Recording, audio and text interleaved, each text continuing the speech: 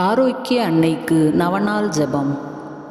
புனித கன்னியே, இயேசுவின் அன்னையாக இருக்குமாறு முடிவற்ற காலமாக மூவொரு கடவுளால் தெரிந்து கொள்ளப்பட்ட தூய மணியே, கடவுளின் திருமைந்தன் உமது திரு உதரத்தில் மனுவுரு பெற்றபோதும் 9 மாதங்களாக அவரை உமது மாசணுகாத உதரத்தில் தாங்கிய போதும் நீர் அடைந்த பேரின்பத்தை எளியேன் உமக்கு நினைவுறுத்துகிறேன்.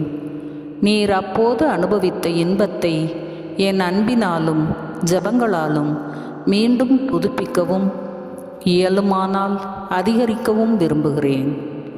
துன்புற்றோருக்கு இறங்கியருளும் அன்னையே, உமது சிறப்பு உதவியையும் பாதுகாப்பையும் எனக்கு தந்தருளும்.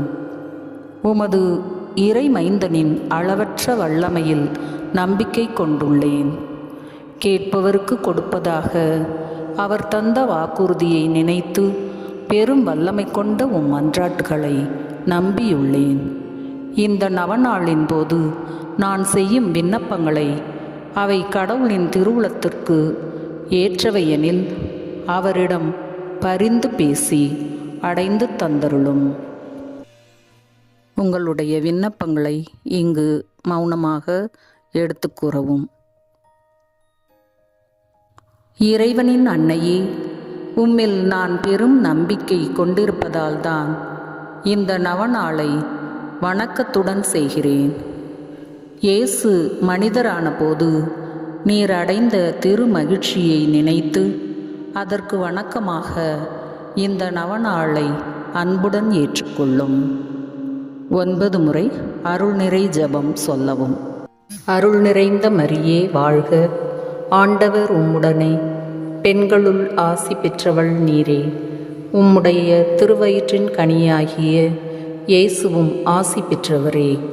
புனித மரியே, இறைவனின் தாயே, பாவிகளாயிருக்கிற எங்களுக்காக இப்பொழுதும் எங்கள் இறப்பின் வேளையிலும் வேண்டிக் கொள்ளும். ஆமென்.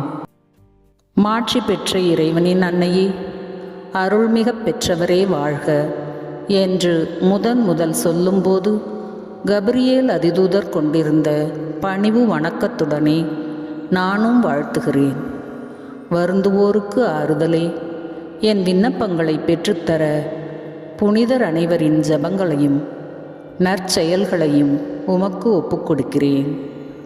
உம் திருமைந்தனும் எம் ஆண்டவருமான இயேசுவின் திரு இதயத்தில் பொங்கி வழியும் பேரன்பையும் உம் தாயன்பையும் பார்த்து எளியனின் ஜெபத்தை ஏற்று என் மன்றாட்டை நிறைவேற்றி தந்தருளும். தாயே, ஆமென்.